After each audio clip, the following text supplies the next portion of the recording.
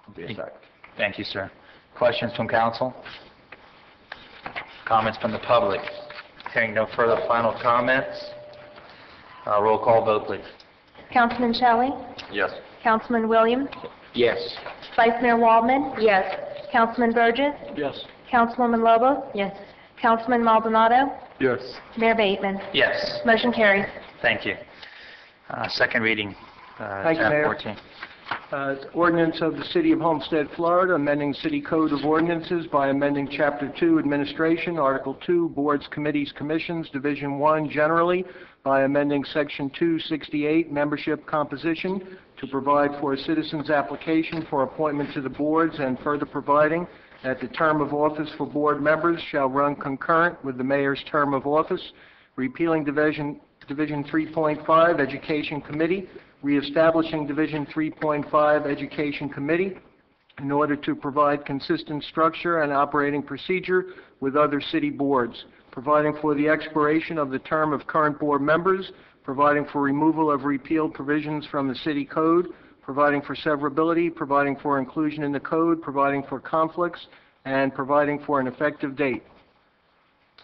Thank you. A motion? I move it. Thank you, Mr. Williams. Second. Second it. Thank you, Mr. Maldonado. Staff report? If I may handle this, Mayor, very briefly, this is the second reading of this ordinance. It provides additional citizen input into the board appointment process by providing for the city clerk to post notices of the vacancies and encourage residents and members of the public to apply for openings on the boards.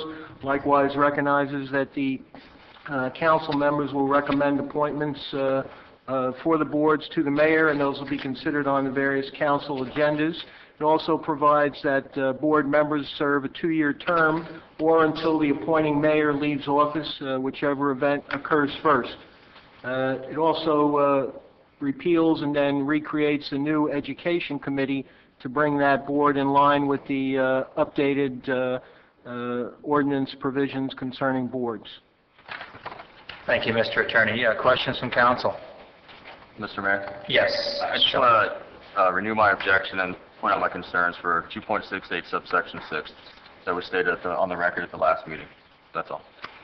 Thank you, sir. Any further questions from council? Questions from the public? Any final questions from council? Hearing none, roll call vote, please. Councilman Williams? Yes. Vice Mayor Waldman? Yes. Councilman Burgess? Yes. Councilman Lobo? Yes. Councilman Maldonado? Yes. Councilman Shelley? No. Mayor Bateman? Yes. Motion carries. Thank you. Next ordinance, first reading. Thank you, Mayor. An ordinance of the City of Homestead, Florida, amending Section 2-173, membership of Division 7, Planning and Zoning Board, and amending Section 268, membership composition of Division 1 in general of Article 3, Boards, Commissions, Committees of Chapter 2, Administration of the City of Homestead Code of Ordinances, in order to provide uniform residency requirements for all city boards, commissions, and committees, and to eliminate mandatory background investigations for all advisory board members, providing for inclusion in the code, providing for severability, providing for an effective date. So moved, Mayor. Thank you, Vice Mayor. Second? Second. Thank you, Mr. Burgess. Staff report. Thank you, Mayor. This ordinance is a further amendment to the board ordinances. One of the main purposes is to amend the Planning and Zoning Board to provide that a majority of persons on that board have to be residents of the city. Currently, that ordinance provides for all members of that board to be residents of the city, so this will allow additional people to be able to serve on the Planning and Zoning Board by conforming that to the other city board ordinance. And likewise, this ordinance will be further amended to conform to the ordinance that you just adopted a few minutes ago. One of the other main purposes of this ordinance is that it takes away the provision that presently provides that all prospective board members shall be subject to a background investigation prior to appointment to a board. If this ordinance is adopted on second reading, what this will do will be to delete that provision so that mandatory background investigation will no longer be required before appointment to a board. That background investigation was something that was added on by an ordinance last year. It's not a provision that the city normally had or maintained. It's a provision of recent adoption. Thank you, Mr. Mayor. City Attorney. Yes, Mr. Yeah, Williams. I've just got one concern about Yes, sir. that. I know we have some boards that deal with children. How are we going to address that? I think that, I understand where the move is going, but what about our Mayor's Youth Council and, you know, persons who work with that besides the chairperson? Well, I think that was one of the biggest concerns that I heard out loud was that we were background checking young children, financial, Social Security, et cetera, et cetera. I know, but it's just the flip of what you're saying. That's what I'm hearing. So, and Mr. Burgess, I think you can probably shed more light on that than I can. So we were doing background checks on children, or we doing background checks on those who work with the youth council? Children. Okay. And then, Look, this board here, this council here doesn't get a background check, but yet we're taking your board and doing background checks on children. And it has put a hardship on some of the children. I believe some of the parents have been reluctant to allow their children to come forward, not for any reason that they've been in trouble or anything, but just that they don't want to, they don't believe in subjecting it to them. Now, if I may, Mr. Mayor, just to address the issue of background checks on and how it relates to those positions that more than likely have any contact with children, we do, and this will not affect. That was my question. And we will continue to perform background investigations on people that have direct contact with children, such as in our Parks Department, Police Department, etc. At the board level, when you don't have that contact, none whatsoever, this is what this will affect. Not in no shape or form it would affect. We will continue to practice that as a matter of policy to conduct those checks. Well, see, that's what the Mayor, through you, please, if I can get the floor again. That's what I was unaware that we were doing background checks on children. So the age for, through you, Mr. Mayor, to Councilman Burgess, what is the age limit of your youth council? Well, we take 9th through 12th graders. Oh. So they could be, you know, as old as 18, but the majority of them would be under 18 years old. And we were doing background checks on them? Yes, sir. Wow. Mayor? Yes, Mr. Maldonado. I have the floor. My only concern, well, if staff can give me some background on what we're talking about here today. My concern is, as the chair of the Education Committee, and I know that our board is more of an advisory board, but I know that in the past that board members that were in the past board would visit schools maybe on a certain occasion or something in that nature. And that would be really my only concern in reference with the change of this this ordinance. So maybe if we can make an amend or maybe put some type of policy in place, at least for those that go out to the Education Committee. That would be my only concern. And the reason why I say this is because I know in the past board members would go to schools and certain functions, and that would be my only concern for the safety of the kids. That would be on the Education Committee, so I don't know if we want to put it just for the Education Committee. I think that's fine. I think the whole reason to really was to point this out is that we really were carrying it a little too far with some of our background checks. It was almost an invasion of privacy.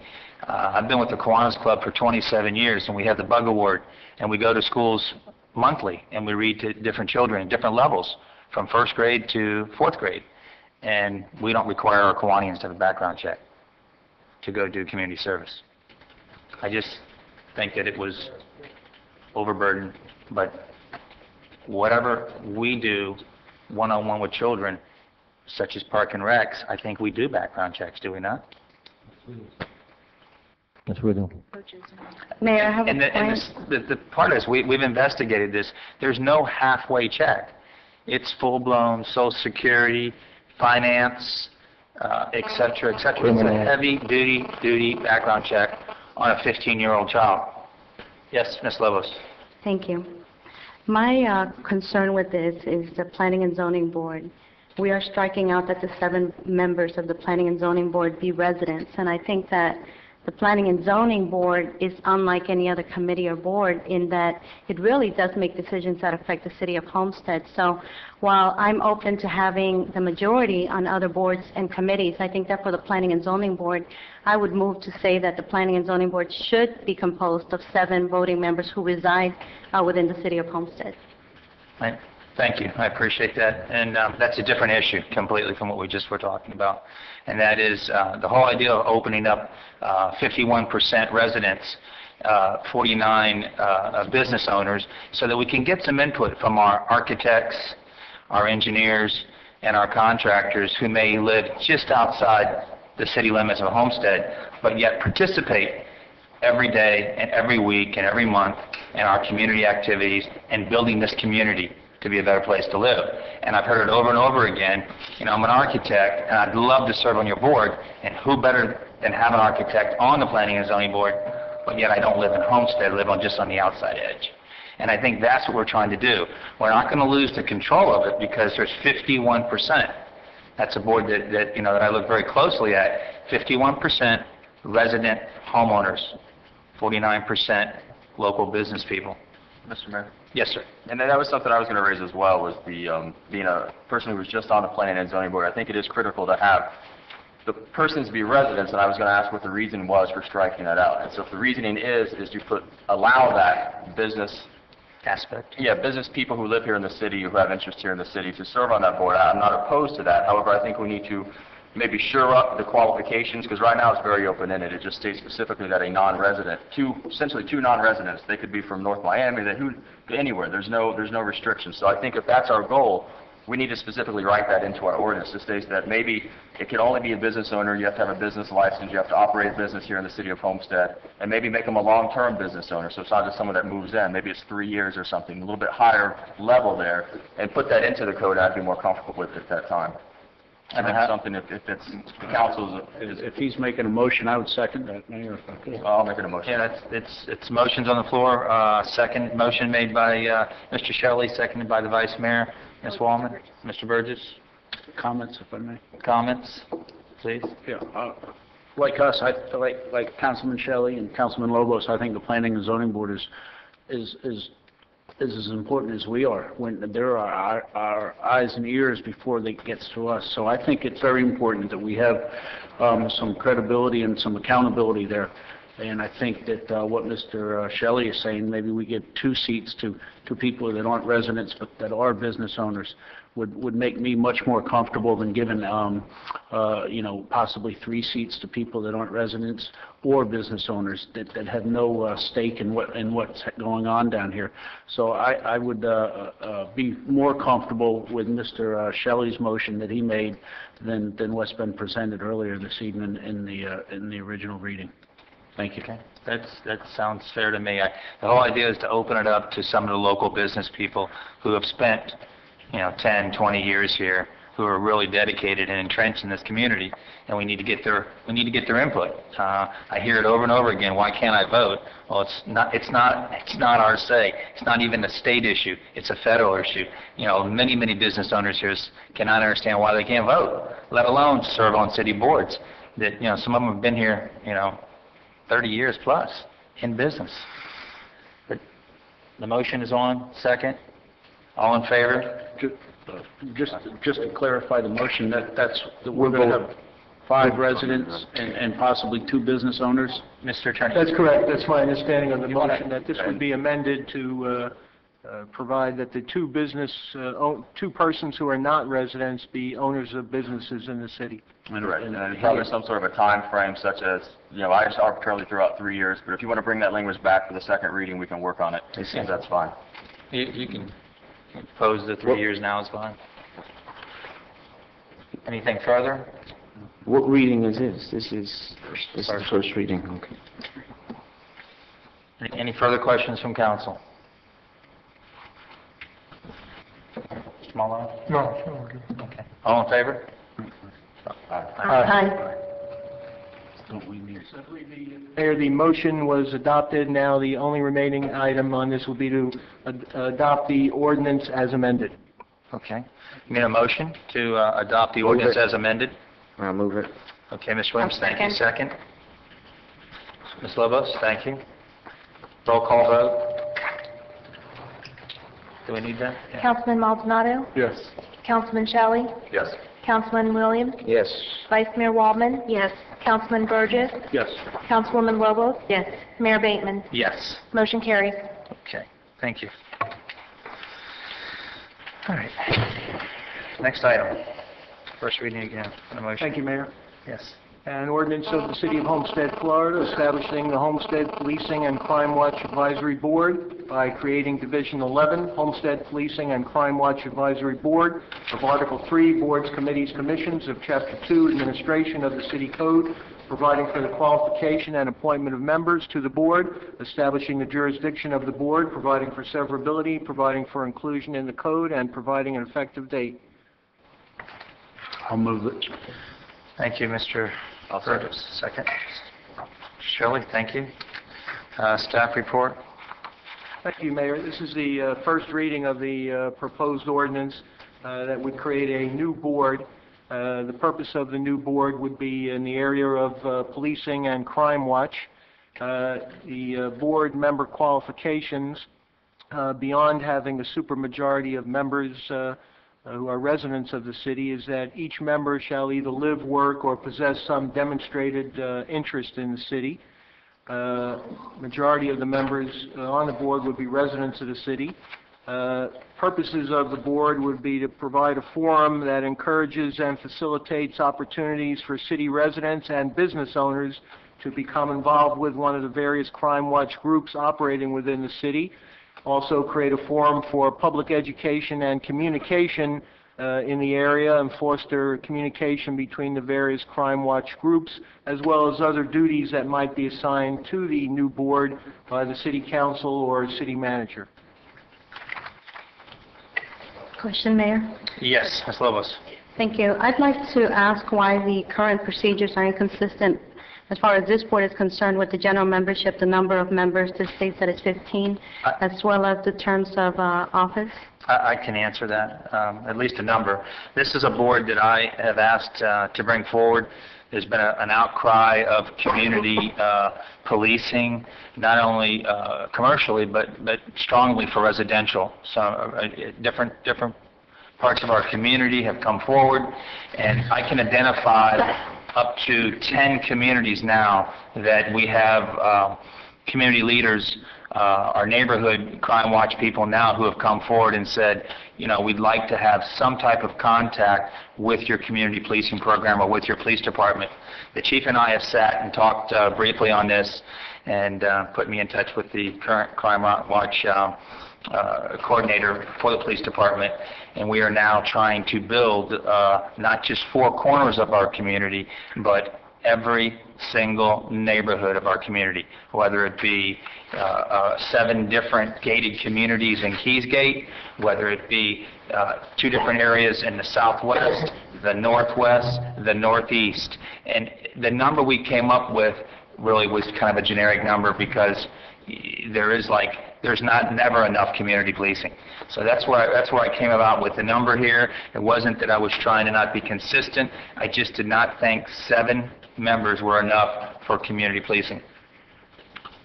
I have a follow-up question to Sure. the second part, which was, and the term of office for these members would be the same as the rest of the boards and committees? Yes, the term, if I may answer that, the term is consistent with the other boards, which is a 2-year term or the expiration of the mayor's term, whichever is sooner. That's correct. Thank you. Mayor? Yes, Mr. Burgess. I got a note, an email the other day asking for recommendations where you asked us each for one. If we came up with more than one candidate, are we allowed to submit more than one? Well, I think what to answer your question along with Mrs. Lobos, is it's one of the same, is that we're trying to keep this a controllable board, and the number might might exceed what we even have here. It looks like it won't, but I think per neighborhood, one would be enough because we hope to meet quarterly on this with each neighborhood crime watch person here at City Hall. So I think one per neighborhood. If you're asking for more than one for Eastlake? No, I was thinking Keysgate in general. I know we've got 12 or 13 individual neighborhoods. Exactly. And everybody's got a delegate. And what I've done is I'm going to ask and I've spoken to the chairman of the delegates over there. He's going to present it to the delegates and see if they can come to a conclusion of one person to represent the Keysgate area on this board, and then that way the delegates who are in touch with people every day and all that too, in the different neighborhoods that I may not see through other businesses will be out there helping us in another way.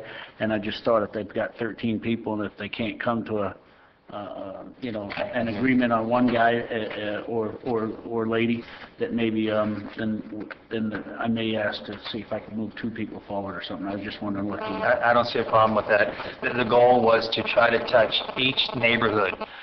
Again, whether it's gated or not, a community. The whole idea was to have a representative from each neighborhood community, someone that has the eyes and ears that may be there all day long, that may not, maybe a stay-at-home dad or stay-at-home mom or whatever, someone that can communicate with our officer who will identify with that individual at least quarterly and talk about the goods and bads of that neighborhood and what we can do as a community policing to secure the neighborhood even more, to make the neighborhood safer. That was the whole goal. So again, 13, I hope that we hit it, but I'm not sure if we did or not. Mayor. Good one. Mayor. Yes. I potentially see a concern because, as Mr. Burgess raised, if there are so many delegates in so many areas, then in one area you can have 5 or 6 persons, and then in another area you can have 1. And so how would you balance that? Well, that's what I said in the Southwest. If there's not I'm not a just gate, talking about Southwest. I'm just talking about Northwest. Either way, if you have 7 or 5 from Keysgate, or 7 or how many, I mean, how can you balance that when you've got maybe 1 person from each other section of town? It's not. And it's going to be a problem. It could apply to Waterstone as well. So we need to work on it. We've had. This is the start, the very beginning of it. I think it's a good start. If the number 13 doesn't work, or whatever it is, 13, then we will come back to this council and say the number doesn't work. But I think we're being proactive by starting. The chief and I sat down and spent, an hour on different community policing items. This was one of them. And if that number that we have come up with is not the right number, we will definitely balance it and adjust it. I think that in the number, I think it needs to be fair across the board. If it's 2 people per seat or area, it should be 2. If we start doing 5 and 7 from one area because of the makeup of the land, we're going to have some problems. And I think if we arrive at a number, if we have 2 from the Northwest, 2 from the Southwest, 2 from Keysgate, and those persons report back to the delegates, I think you have a fair system. But if you have 5 or 6 from one area, it's going to create a problem. Well, I don't mind if there's 14, so there's 2 per seat. It doesn't bother me if there's 35, because now we have 35 eyes looking at our community, 35 eyes that are calling our police department, 35 eyes that are saying, look, we see some bad element in our area. And whether it's I don't know, John, what size is Eastlake? How many houses are in Eastlake? We're 140. 140 houses in one neighborhood and 230 maybe in another neighborhood.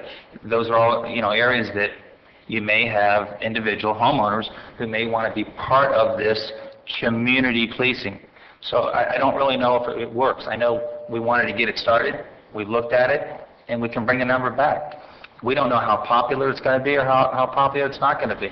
We're hoping to get our community to buy in, and that we get a contact name and number from these different individuals that will bring forward information that they feel is not quite right in their community or in their neighborhood. Mayor, Yes. not to continue to harp on the same item, but if the 7 are going to be nominated by each council member here, how are the remaining, maybe we can do something with the remaining 8, because there's a total of 15. With the remaining 8, can you just at least be specific as to how those 8 are going to be selected? I think what we should do at this point, only because I really want to see this program go, is we should table this and go to a workshop on it, because I really believe that 13's probably, or 14, or 15's not even the right number. The number, again, may be up in the 20s or 30s. The whole idea is to get as much community input as you can possibly get from your community. And it's not a monthly meeting, it's a quarterly meeting. So they're going to meet 4 times a year to discuss their particular area. Well, Mayor, I'll move it, that we go ahead and approve it, but I think that the next time it comes back, or however we have a workshop in between, that it is definitely specified, so that, because what I wouldn't like to see happen, I'm great for the concept. I think it's a wonderful idea. I'm talking about the fairness and the consistency of what we're trying to do here. So I'll move it to approve it, that you come back, or the attorneys come back with a define on how the members will be chosen. One aspect of that, you ask for recommendation from each person, but then, you know, I think that that is a great concept and idea. We're not trying to block it, but I think that it needs to be a little bit more defined in that. So I will move it, not trying to hinder the process, but trying to get clarity so that we're consistent in what we're doing, and that it's fair for each area. Mr. Mayor? I'll second it with a comment, Mayor.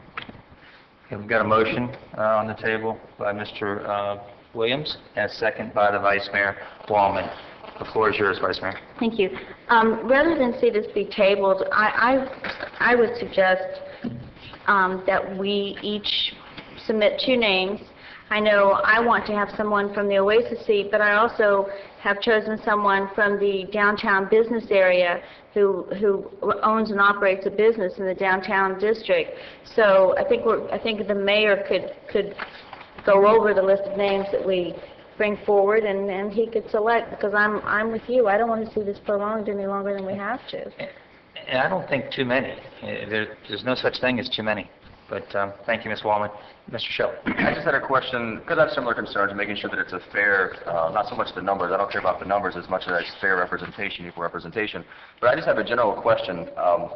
How is it envisioned that this committee is going to run? Is it going to be 15 voting members, and they're going to have public meetings, and the public's going to show up and express concerns to them as well? Or is it going to be kind of a, they're just all going to meet, and they're going to kind of directly dictate to the chief or to the police department that these concerns are from their neighbors? How is this actually going to process? I mean, how is it going to work? The way that we envisioned, and correct me if I'm wrong here, Chief, was that quarterly we would call 13, 25, or 30 members of this community policing organization or team or committee to City Hall, whether it be in this chambers or whether it be in the manager's chambers, and we would get input on a quarterly basis of how things looked in their immediate neighborhood.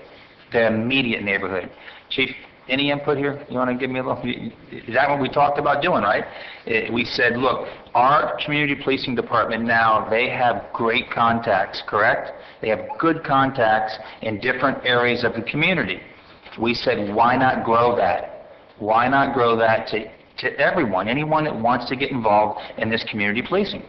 And that's where Chief Earl and I came up with the idea of the community policing quarterly basis to work with the immediate team that you have as police officers. So it's not necessarily like a voting board as much as it is just a direct lifeline to the police department. So they don't have to go through all these different people. They have a set meeting. They can get all the complaints from their neighborhood.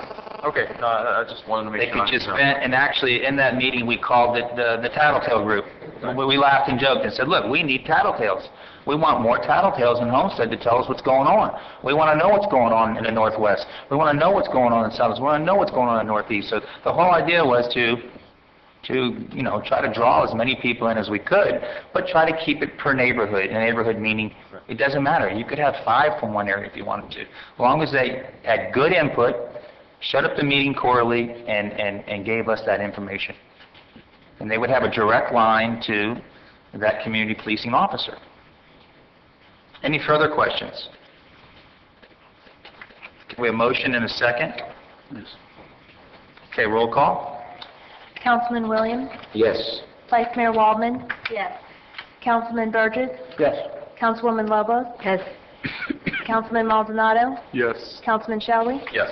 Mayor Bateman? Yes. Motion carries. Okay, thank you. Okay. City Attorney. Thank you, Mayor.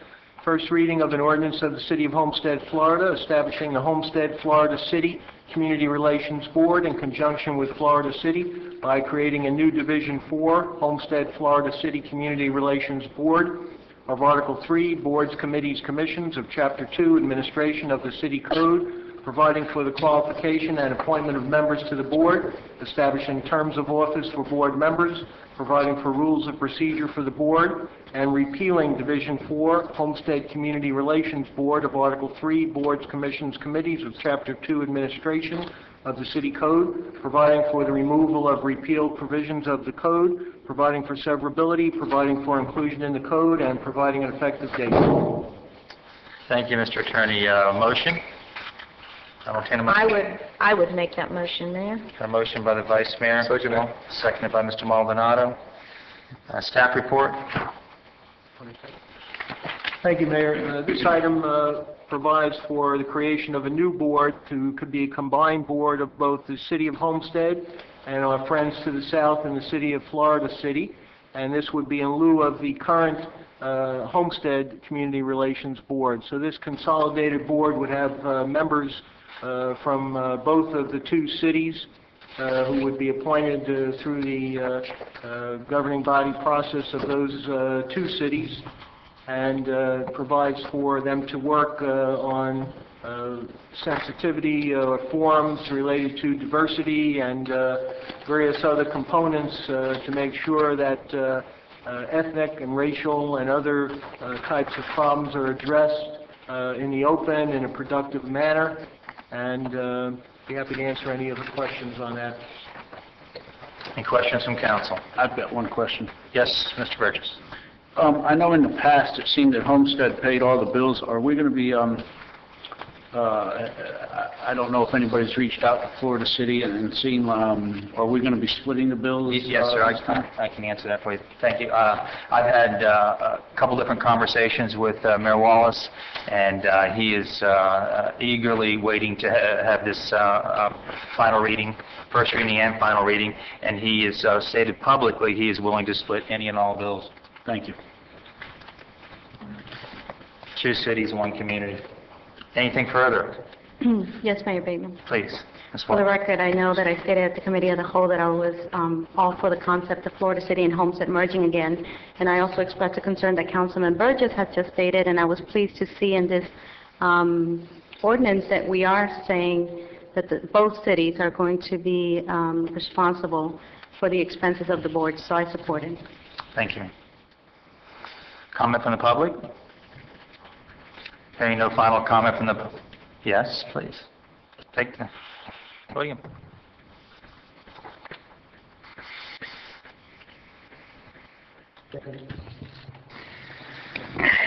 Kevin Sullivan, 1860 Southeast 6th Court. My only comment, Mr. Mayor, is the prior two readings, you didn't allow public comment.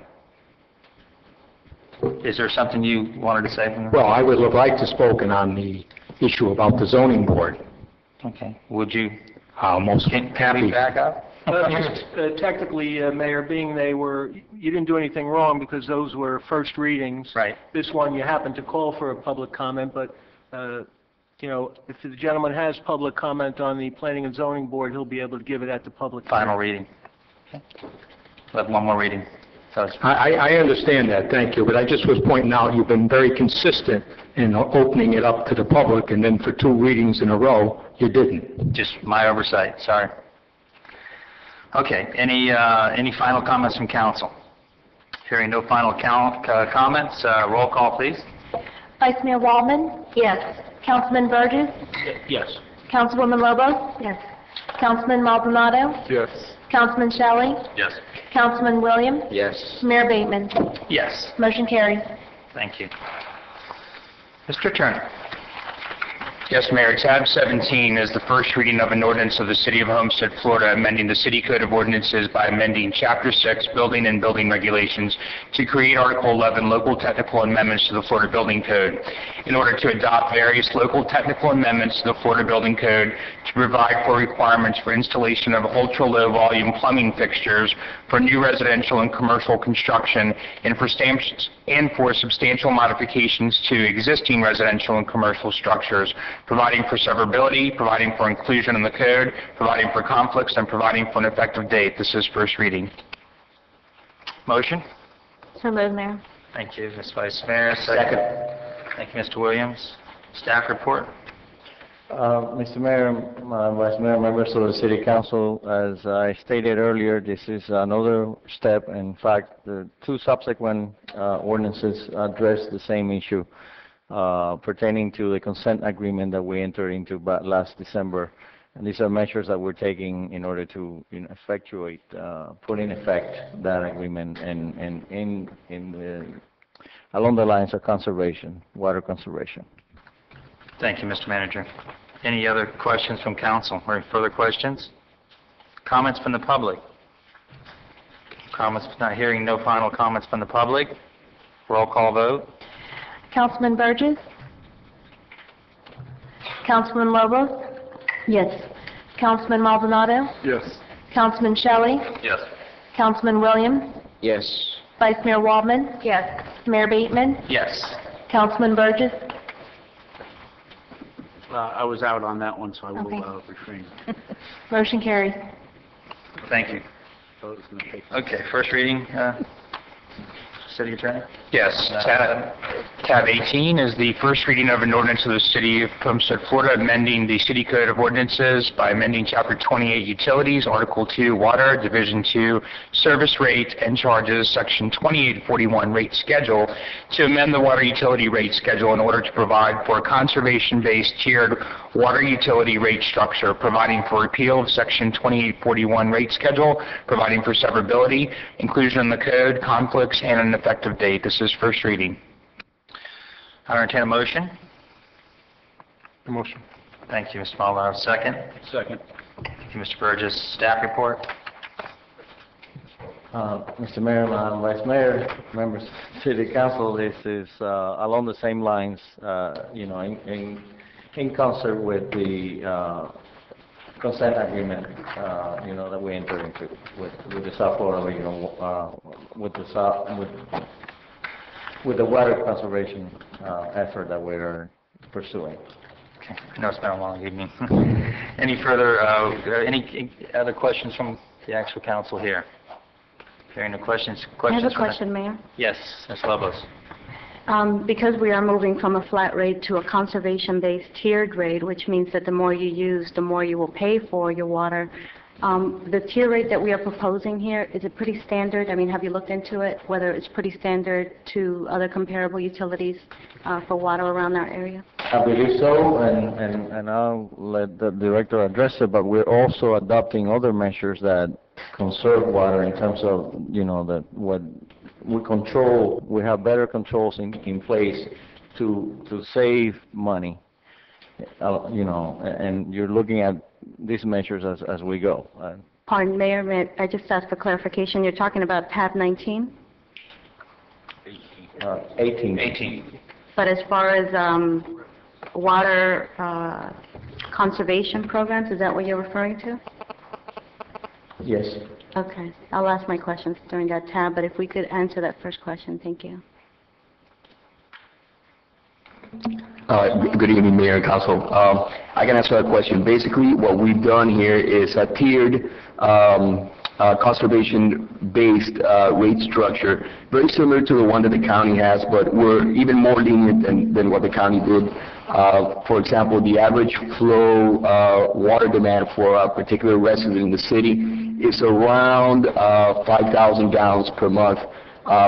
We don't really take punitive or higher rates for flows unless they go above 9,000. That's almost double the average. So again, it's a way to, and as a matter of fact, 85% of the residents, the way they using water now would actually get a discount, because we have lowered the rates as well for the low users, for the users that use less than the average.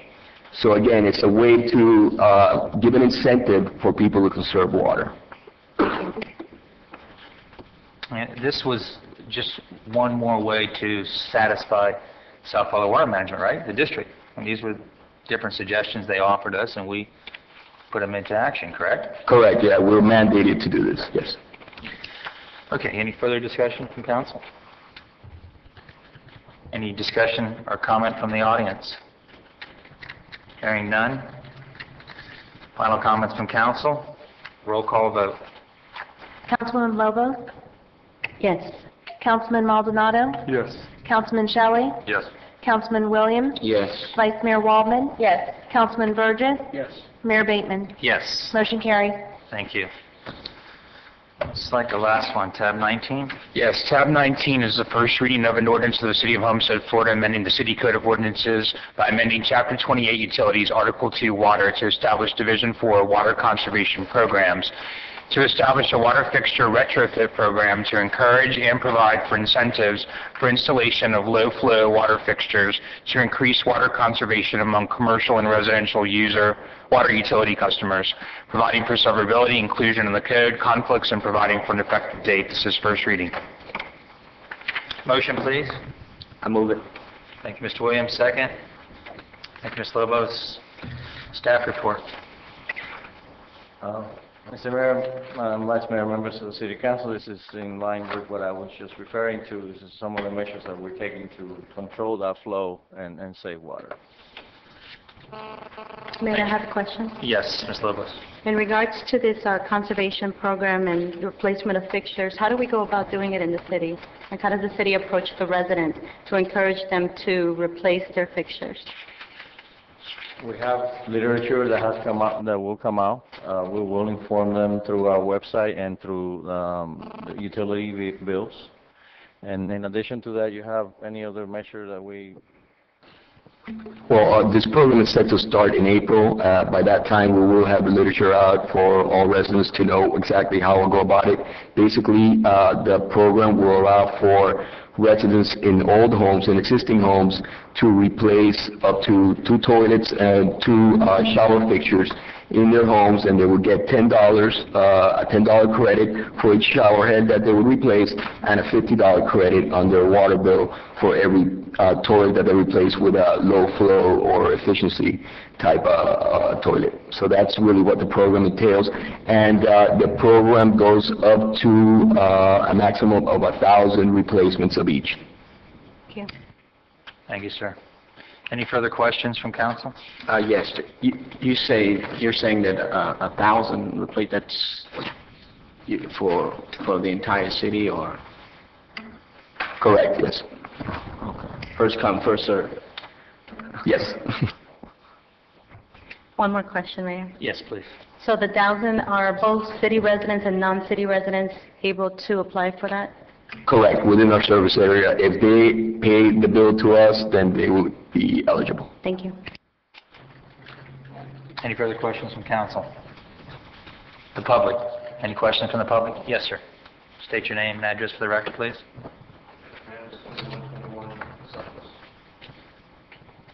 Sorry. Ed Hernandez, 2121 Southwest 3rd Avenue, Miami, Florida, 33128. I'm with the South Florida Water Management District. Mr. Mayor, members of the council, I want to thank you for your leadership in resolving this issue in the expeditious manner that you've addressed it. It just goes to show the strong bond and cooperative working relationship that we have with your city, and that we've enjoyed and will continue to enjoy.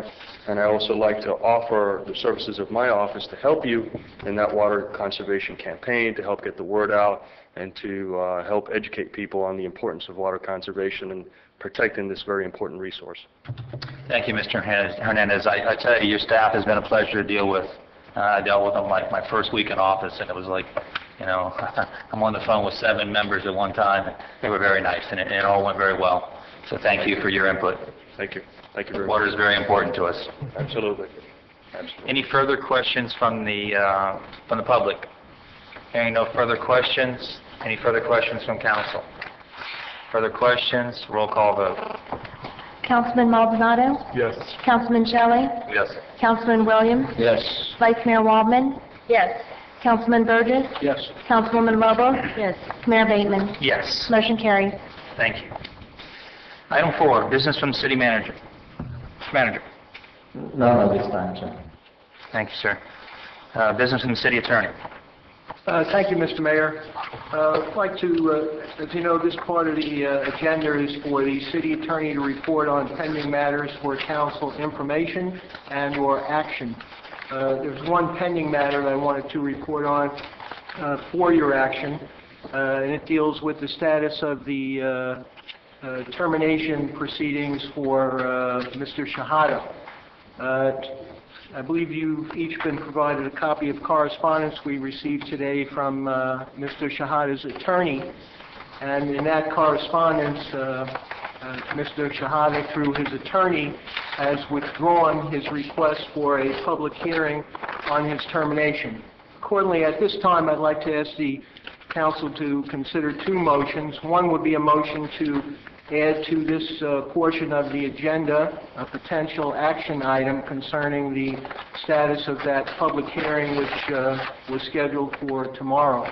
So at this time I'd like to ask the council if someone would make a motion to add a matter concerning discussion of the termination hearing for Mr. Shahada. So move.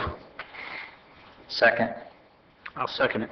Okay, moved by Mr. Williams and seconded by Mr. Burgess. And if you could have a vote on it at that time, and then I'll further proceed into the item. Roll call vote. Councilman Shelley? Yes. Councilman Williams? Yes. Vice Mayor Waldman? Yes. Councilman Burgess? Yes. Councilwoman Lobo? Yes. Councilman Maldonado? Yes. Mayor Bateman? Yes. Motion carries. Thank you. Thank you, Mr. Mayor. Before requesting council further action on this, I'd like to just, for the record, just state certain factors and bring the latest status up to date. As you all know, Section 502B of the City Charter provides, among other things, that if the council wishes to remove the manager at any time after the manager has served 6 months in that position, the manager may demand written charges and a public hearing before the council. In such event, his or her final removal shall not take effect until such hearing has been held. That's the wording of the charter. As you all know, January 29, 2010, Mr. Shahada's legal counsel demanded written charges and a public hearing regarding Mr. Shahada's potential termination from employment. As you also know, on February 3, 2010, this City Council adopted a motion to terminate Mr. Shahada for conduct unbecoming a public official pursuant to Section 3.2 of his employment agreement with the City. The Council also scheduled the public hearing concerning Mr. Shahada's termination for February 17, 2010 at 7 p.m. On February 11, 2010, the Council amended its February 3, 2010 motion to include additional grounds for Mr. Shahada's termination for conduct unbecoming a public official pursuant to Section 3.2 of his employment agreement with the City. You also are aware that on February 12, 2010, Mr. Shahada was provided with written charges setting forth the basis for his termination and other documents and taped statements supporting the written charges. Earlier today, Mr. Shahada's attorney advised us that Mr. Shahada was requesting that the public hearing be canceled. He has since clarified this request by specifically stating that he has withdrawn his request for a public hearing. In light of the foregoing, which I've advised you of, there is no legal reason to hold the public hearing on his termination tomorrow evening. That is, unless the council wants, for some reason, to have the meeting for the exclusive purpose of allowing public comment on his termination. So that unless the council wants the hearing for that reason, we suggest and recommend that the council make the following motion at tonight's hearing. So this is the motion that I would request that the council member make and be discussed and adopted. The motion that I would recommend would be to cancel the February 17, 2010 public hearing concerning termination of City Manager Mike Shahada for conduct unbecoming a public official pursuant to Section 3.2 of his employment agreement with the city, based on Mr. Shahada's withdrawal of his demand for such meeting, and to confirm termination of Mr. Shahada for conduct unbecoming a public official pursuant to Section 3.2 of that agreement. That is the motion I would recommend at this point. So move. I'll second it with discussion. Okay. Go ahead. I made the motion, you second. I would personally like to see the meeting canceled. I think we all know where this next step is going, into litigation, and I think tomorrow night, if we are here, then we could possibly open up, or somebody could say the wrong thing up here that would be used in the litigation. As things could get heated tomorrow night with citizens going back and forth with us or whomever, however the meeting would end up. I just feel that it would be in the best interest of the city and of this council that we do cancel the meeting tomorrow night until we have a better idea of where things are headed.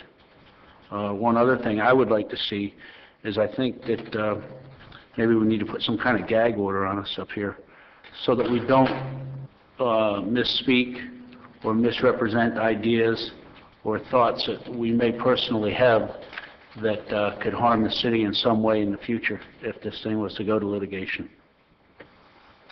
I think we need to address the motion at hand. And Mayor? yes, Mr. Williams. So if I'm understanding Mr. Burgess right, you're saying that we should not speak on our First Amendment, right? No, I'm not saying that. I'm just saying that when we speak, we need to make sure that we're not representing the city. If we have an opinion on this, and maybe the attorney could help me, that we would need to make sure that we're speaking as an individual and not representing the city or the city council at this time until we see where this process ends up, is what my thought is. And I believe there's ways that we could do that legally. Right. What I understood Councilman Burgess to be stating that, assuming that the council adopts the proposed motion that's been made and seconded and cancels the public hearing in light of the withdrawal of the request for the hearing and confirms the termination of Mr. Shahada, it's good to exercise caution. Each member of the council independently, if they're approached by the news media or other third person, they should just be alerted or aware that what they say might be taken out of context and attempted to be used in a litigation arena. So that's why I understood what Councilman Burgess was saying, is just to be cautious, try to avoid making any comments to members of the public or to the news media, because it may well be that Mr. Shahada's attorneys will seek to file some type of lawsuit in the future. We don't know that, but it's just something to be cautious about. Okay. I appreciate your advice, Mr. Attorney. We have a motion on the floor. Mayor, I have a comment. Yes.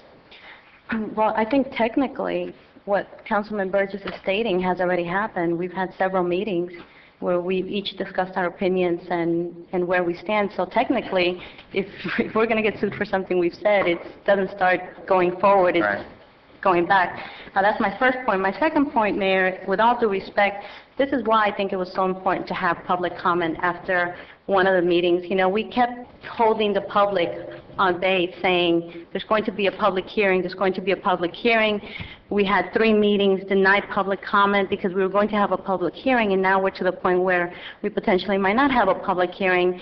And all the comments that I know the public wanted to have input, this is a tough job, and sometimes you get, and I know for the past 2 years, sometimes you get a public who wants to air what they have to say on record. They want to go on record, and if it's tough on us, then it's tough on us. But I believe that that's why it was so important to allow public comment during the past meetings. We can't do anything about it now. I'm just stating as an observation. The public hearing, I don't know if it's going to pass tonight or not, but I think that the public is now being denied their comment that they wanted to make all along. Thank you, Ms. Lemos. Mr. Mayor? Yes, Mr. I do have similar sentiments in that, I think the public does need a chance to speak on this issue.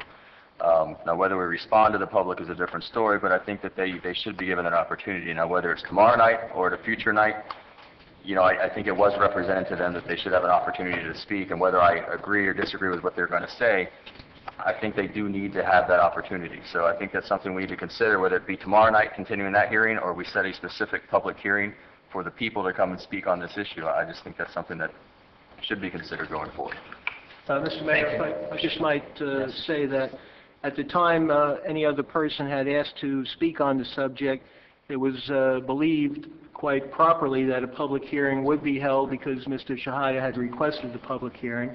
I think it's important to conclude this matter tonight and to keep in mind that at any time during the public comment period that you always have now at the beginning of meetings, any citizen who wants to speak for 3 minutes would be able to do so, and no comment is required back from the council. So if there are people that feel they would like to say something, they'll be able to do so at future public meetings of the council, just as they did this evening.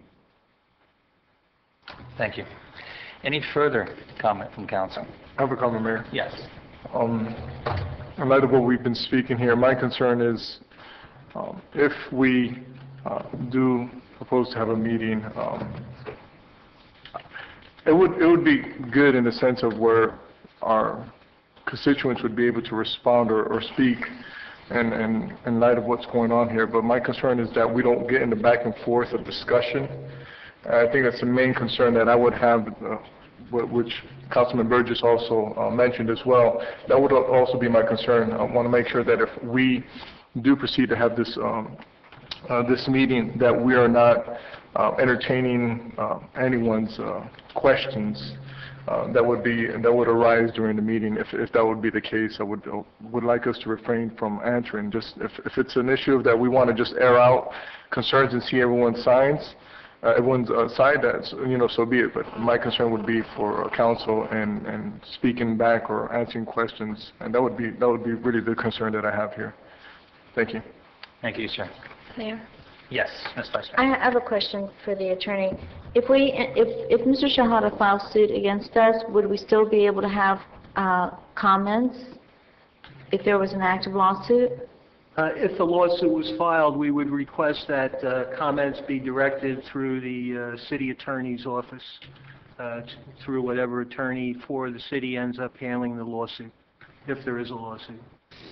That would be the normal advice that we would give with any case. In any of the cities that we work for, if a lawsuit occurs, we always try to direct comments through our legal office or other designated representative of the city that's been designated for the particular purpose. So with that being said, then, if we don't, I don't know how quickly it takes to put forth the paperwork to file a lawsuit, but if we wait, then there's a possibility that the public would be denied the right to speak. Is that correct? No, because let's say, for example, if a lawsuit was filed a year from now, any time citizens could come up to the podium and make their comments. That's why you have a public comment period where people could speak about issues of concern, but you don't have to respond back to them. Matter of fact, you don't respond back to them. You just let them say what they'd like to say in a respectful manner. So, that may happen. If you adopt this motion tonight, there might be people that appear at the next meeting. There might be nobody appears. That's up to them. Mm-hmm. I'm really torn about this, Mayor, because I know that based on the people that I know that have stopped me in the street and grocery store and called me on the phone, they have something to say. They want to talk. So I'm very torn. Whether they're pro or con could always give their input at the public comment portion of meetings, as long as they do it in a respectful manner. All right, thank you. Any further comment? We currently have a motion on the floor. Would you restate that motion for us, please? Motion that cancels the public hearing tomorrow evening in light of the withdrawal of the public hearing request, and also serves to confirm the termination of Mr. Shahada for conduct unbecoming a public official pursuant to Section 3.2 of his employment agreement with the city. Mayor, I'm sorry, I got a question. Do we have to vote on that all for one, or can we take two parts? If you'd like, you could vote on it in two parts, but it's really, in my view, it's one item connected together, because by removing the public hearing that's already been built into the prior motion, it creates the need to finalize the prior motion by confirmation of the termination. So that's why we have presented it as one recommended motion, and as made, it's been one. But you could, if you really wanted to, you could make a motion to separate the issues if that's the will of the majority. Mr. Williams? Yeah. Okay. I would prefer to separate them because, to me, one, I realize that they're both very important, but I'm waiting to hear what my colleagues have to say. I think we've already voted once to terminate. Yeah. And now we're voting tonight whether we continue the meeting that was called for and asked for by Mike Shahada, who now no longer wants the meeting. So it wasn't originally called for public input. It was called for Mike Shahada. And he's respectfully canceled the meeting. Mr. Mayor? Yes, Mr. Shelley. I just, if the will of the council at some point is to have public comment, I think that we need to designate a day. Whether it be tomorrow or not is a different story, but it needs to be a designated day versus having one of our council meetings and have it 3 hours long for public comment on this issue, because this is a big issue to a lot of people. So I think that if we're going to have public comment, we should designate a day for public comment on this issue, and that way we're not taking a meeting and making it extra long. Well, I think it's what we're about to do right now. This motion passes. There is no meeting tomorrow night. The motion does not pass, then you're welcome to make another motion. Correct, Mr. Train? Correct. Okay. And we'll call Just for one more thing, you just go ahead and put the whole what we're going to be voting on. The whole motion. The whole motion. First again. one. Right. The motion is to cancel the February 17th, 2010 public hearing concerning the termination of City Manager Mike Shahada, and to also confirm the termination of Mr. Shahada for conduct unbecoming a public official pursuant to Section 3.2 of his employment agreement with the city. That's the motion that's presented. There's a motion on the floor and a second. Roll call vote. Councilman Williams?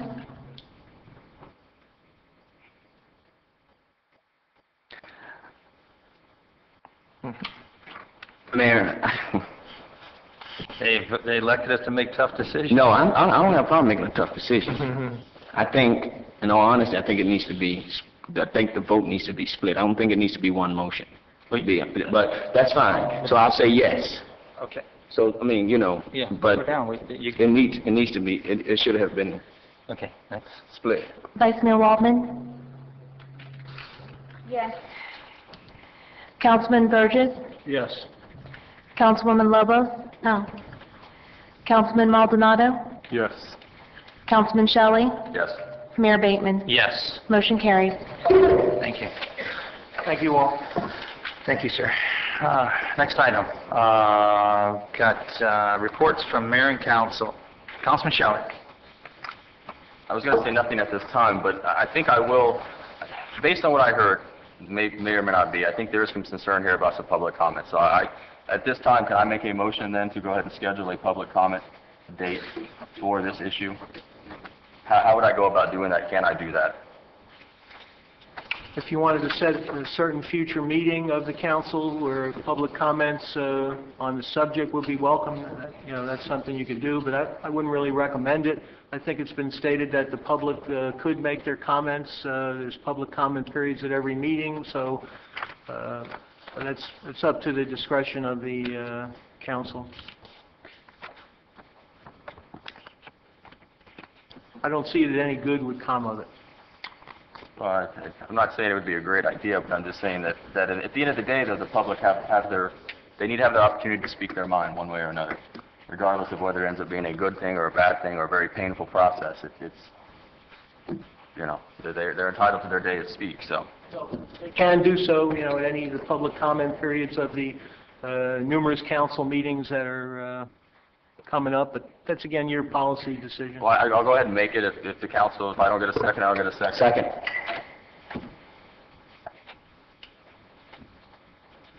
Okay, we've got a motion and a second. Motion made by Mr. Shelley, second by Mr. Williams. Roll call. Could you repeat the motion, or do we have a date certain, or? Here, a date certain, so I understood the motion to be that sometime in the future to set aside a date and time for public comment for the purposes of the public giving their further input on the matter. Can we have discussion? Yes, discussion. Is it possible, David, if we could do that at a CAL meeting? See why you couldn't. I don't see why you couldn't designate a certain committee of the whole meeting, for that purpose. I'm making an amendment that we just do it tomorrow. It's already scheduled tomorrow on everybody's calendar. Just let it happen tomorrow, and that's my amendment, that we move it, that we have the public hearing tomorrow night at 7 o'clock on Wednesday. I'll second that amendment. We got a motion and a second. We have two motions. Yeah. We had two motions in 1 second. Well, we deal with the amendment first. These guys got me going. Effectively, the amendment would be to set aside a public comment meeting for tomorrow. That would be the amendment. So you could vote on that first. Do you want to amend the main motion of having some kind of public comment meeting by setting one for tomorrow night? That's the amendment. If that is adopted, then you would look at the main motion of setting up a public comment period. The termination has been completed. That's finalized by your prior motion. You're just now debating about some kind of a public comment meeting. We're going to vote on the amendment first? Or? Correct. Okay. That's good. Further discussion? Yes. Let me clarify why I'm supporting this. I'm supporting it because the public does have an opportunity to speak. And all due respect to the city attorney, I think that when we set precedent and we say things, we need to follow. It doesn't matter how painful it may be for the process, but I think that the public does have a right to hear, and they have elected us to sit here. Then they're going to be pros and cons at the same time. So that but I think that I think as an individual, when I go home tonight, I know I made the right decision that I've been elected to do. That's not having a tough decision to make, but it's doing what's right and what's fair. And if we have scheduled such time and allotted such time and advertised this, then no matter if he shows up or not, it's not on us. Okay, and so that's why I'm passionate about this particular issue, and so I think the public does. We've made time for it, and I think the action has already been taken. There's nothing too much that's going to come out of it other than gripes and maybe have the pros and cons. And so with that, when I went out on campaign trail, that I promised I would listen to them, and this is the opportunity for me to listen to them, whether it's bad or good. Okay. For the clarity, we just voted yes to cancel the meeting, but it was his meeting, correct? It was the one that was in the charter that he's allowed to have, and he called and he... Correct. Okay. Now, the question or the issue at hand is that we now want to have a public meeting. So maybe that would help out with the separation of what is trying to happen here. What we're trying to, other council are trying to establish. So it's basically what we're doing here is we closed Mr. Shahada's request, and we're now opening up just for public discussion tomorrow. Just for point of clarity, just want to put that. Okay. Mr. Attorney, it's just a little clarification. Mr. Shahada canceled. Are we stepping on his turf by opening something else back up again now and wanting to rehash his issue when he's asked not to? I mean, couldn't there be some liability here? I don't see liability on the city's part, because if people make comments that they shouldn't make, they'll be the ones that are liable for it. However, you do bring up an interesting question. We don't know what his strategy is. Did he want to cancel the public hearing so that certain things would not be said in a high public attention? Exactly. That's something that you may consider, as you vote upon this supplemental motion. Mayor? Yes, Ms. Lopez. I'll just restate what I originally opened with, that this is about the public comment. 3 meetings in a row, we stated that we would not hear public comment because they would have the opportunity to speak at a public hearing. So therefore, we closed public comment with the promise that we would open it up at the public hearing. So that's why I support the amendment. I think that the focus now has moved away from the city manager and moved on to the public, the residents.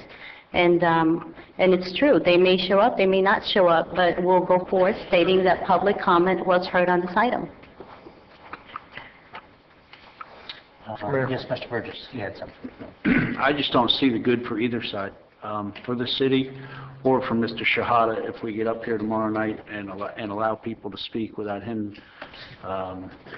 as we've invited him to defend himself in the past and to come in tomorrow night. We arranged our schedules for him, and he has canceled. I just don't see the good for either side coming out tomorrow night by just having people stand up there and go one way or the other for 3 minutes that they're allotted. And I think it opens us up. The attorney said he doesn't, but I think it does eventually open us up to some liability of some sort somewhere down the road. Mayor? Yes, Mr. Maldonado. And in response to what Councilwoman Lobos has just mentioned, I think maybe the confusion of the issue might be where, because the charter says that he has his day, we assumed that he would be here to discuss the issue, and that that forum would be the place of discussion, would seem to be the appropriate place of discussion. The issue is now arise because he has canceled it. The assumption that we had that would be the forum is now closed. So just for a point of clarification, or from my point of view, where the whole issue of public comment is just because we were going to do it on that day, and that day no longer exists, so now we're kind of left, the public is left, or we're left with, where do we go now? So just for the record, again, can we have your opinion on the public discussion that we have? Just briefly, I believe the city reasonably made assumptions. Sometimes assumptions end up being ultimately incorrect, as far as the fact that there ends up not being a public hearing, because that was unexpectedly withdrawn. However, I do feel that we have the public comment mechanism at all the meetings, where if people do feel they need to get something off their chest about this matter, they could do so, as people did this evening on other diverse array of topics. May I call for the vote? Mr. Maldonado, you finished? I have Yes. one more. No, go ahead, Ms. Baldwin. Yeah. Is there any way that comments, so that there isn't, so we can avoid any risk of liability, that comments are directed just towards one topic? And I believe that would be the determination of our prior city manager. Is that correct? You could ask people to confine their comments to a certain topic, but you don't have control over what people are going to say.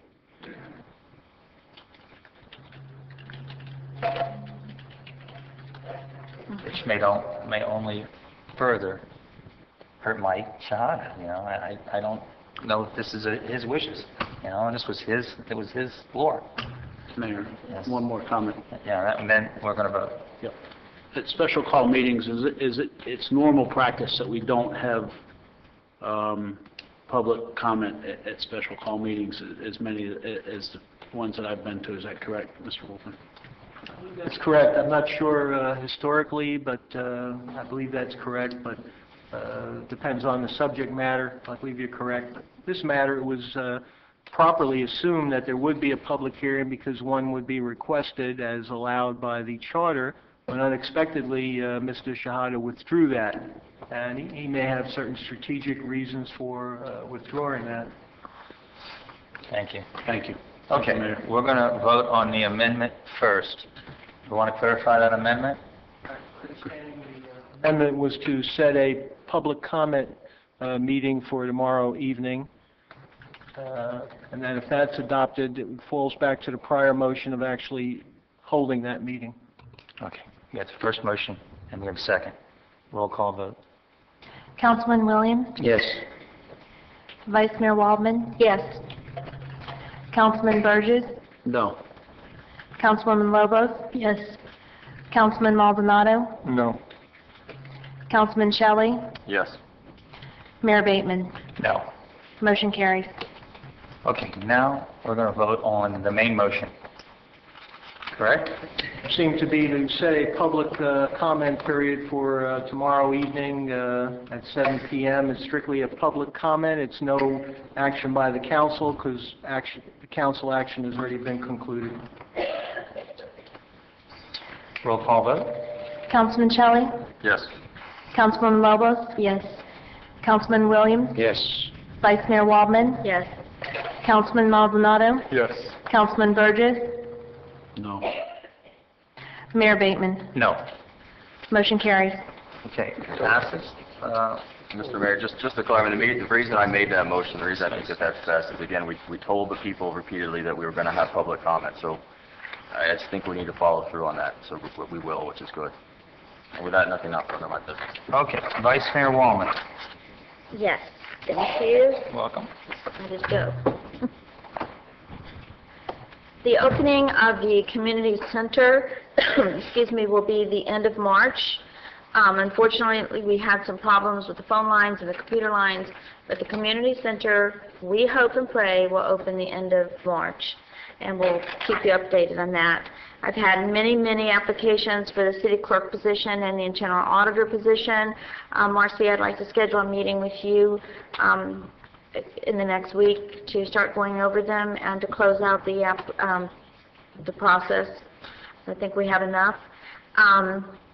I just wanted to say that Ms. Lottie Schaefer has been ill, and we wish her the best. She comes to all of our council meetings with Ms. Betty Alexander, so she's been under the weather, and I wanted to give my condolences to Mr. Fred Rhodes. His wife, Joy, passed away. She will be very much missed. And I wanted to also say that our 2010 Easter egg hunt will be on Saturday, March 27th. And I'm giving this information now because it's usually sold out, so you can get your tickets early. It's $5 per child, and it's going to be at Harrisville. And I wanted to say happy anniversary to my husband of 24 years. So that's it, Mayor. Thank you. Thank you. Councilman Williams. No comment. Yeah, thank you. Thank you, sir. Councilman Burgess. None at this time. Thank you, sir. Councilman Lobos. I do have comment and business. I actually want to, Mayor, with your permission, acknowledge that former Mayor Linda Bell's in the audience. And I do that because I want to talk about a new school that has recently been approved for the city of Homestead, and I would like, with your permission, to have her speak for a short period of a minute or a minute and a half, Mayor. Sure. Go ahead. Thank you.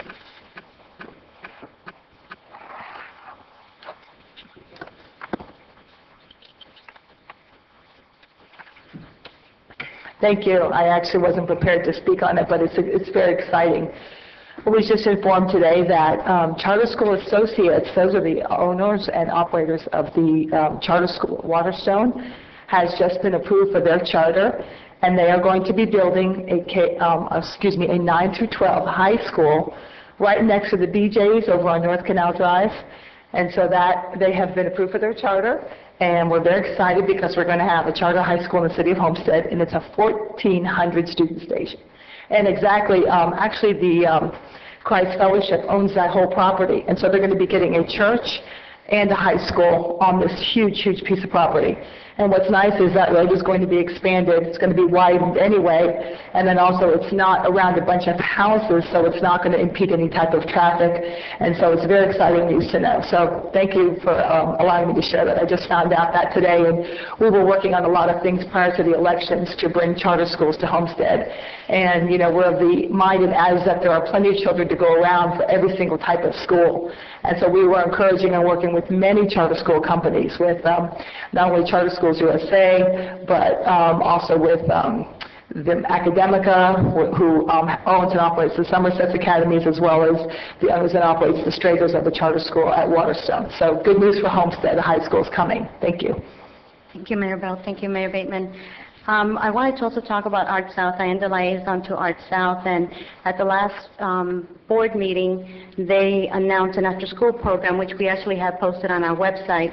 And they offer free tuition, but they do have to pay a registration fee of $30, and that was keeping a lot of the students from registering. They were trying to work with them. So I told them that I would pay for the next 15 students that would sign up for the after-school program, that I would pay the $30 registration fee, and they didn't even allow me to reach to the council meeting to announce that already 8 students have signed up, which I'm paying the registration for out of my council PR funds. And so I just like to encourage 7 more. The next 7 that sign up for the after-school program, their registration fee will be waived of $30. And then, Mayor, I have one more business, and I think that it's for the purpose of our residents. There's been a lot of, and Mr. Kevin Sullivan alluded to it earlier in the meeting, there's a lot of talk about this landscaping bid, and I think that we owe it to our residents to explain. I haven't heard an explanation. And so I think that we owe it to our residents to explain what happened. There's a lot of information out there about bid tabulations, about why the Southgate Landscaping, which I believe is the company that finally got it, was the highest bidder, and yet they were awarded the contract. So I'm sure that there's a good explanation for it. I would like our city manager to explain it to our residents. There's a lot of talk out there, and I think that it needs to be clarified. Yes, please. Mr. Mayor, members of the City Council, it's simply wrong information that has been put out in some shape or form. Obviously, the numbers that the gentleman had were wrong numbers. It wasn't nearly, first of all, I checked with local vendors in terms of pricing, just so that I was able to negotiate something for, you know, that was at the right, with the right amount and getting the most of it. And so I did. I negotiated with a local vendor, and a registered vendor as well, a price on a number of items that are currently being installed. There is a second phase that is going to be added. And the numbers are entirely wrong. We're talking about a maximum of $14,000 for the entire project, and I needed, and I thought, you know, and I consulted, this was a project that needed to take place. It's been a long time since anything happened. And in fact, this was only like the precursor, in a way, to a much bigger project that's forthcoming. We are, as you know, preparing an RFP, which will be let out either this week or next week at the latest, that entails a greater portion of Campbell Drive, which is consistent with these plantings. I just wanted something I just wanted to put something out there within my purview, within the code, within my allowance, just so that we can show our residents that this administration is doing something for the community, and so we did. And not only that, we have also, I have also spoken to the current vendors that we have, the current companies that we deal with in terms of landscaping, and in some cases they have even stepped in and helped us out with a lot of that landscaping. I was today, at an event in Losner Park, and all the plantings, all the flowering beds, and all those things were placed by a negotiated agreement that I reached with the current vendors that we have. Again, there's more forthcoming. I just wanted, my intention was to put something out there because from what I understand, nothing has been done in a very long time. And this is just one gesture, and again, it was legally done. It was within my purview to do as a manager, and it's a project that you still, I mean, there's a second phase that's coming that's going to make it look a lot nicer, and I hope you like it. Mr. Perinos, this project was budgeted to happen this year through the People's Transportation Plan. So it was already planned to happen. The improvements to the Campbell median was part of what the plan was for this year.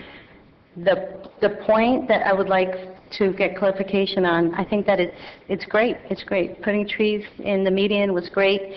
But one of the things that you did not answer is it went out to RFP, and the bids came in. Is that the process? Because that's the information that's out there, that an RFP went out and that the bids then returned. We had 20, I believe.